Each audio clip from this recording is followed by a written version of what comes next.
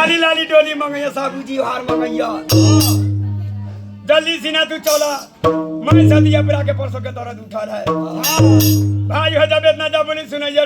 कहार भाई की करैया घर पर तैयारी होइया सबके उठबै थे थकर मरला के सुतल रहे सबके उठबै तरे आओ थने कहार भाई की करैया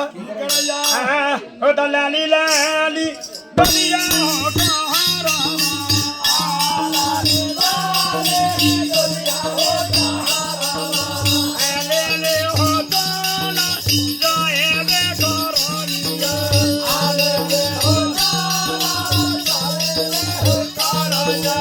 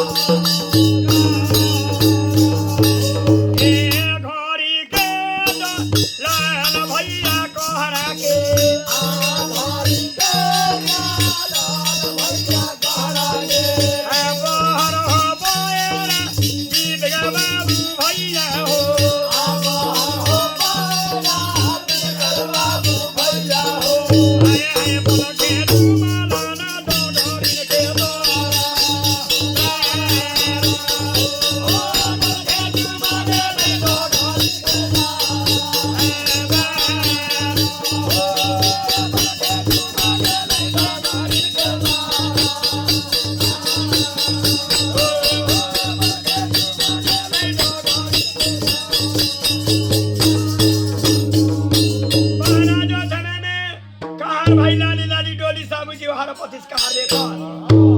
चल जाइए चंपापुर राज में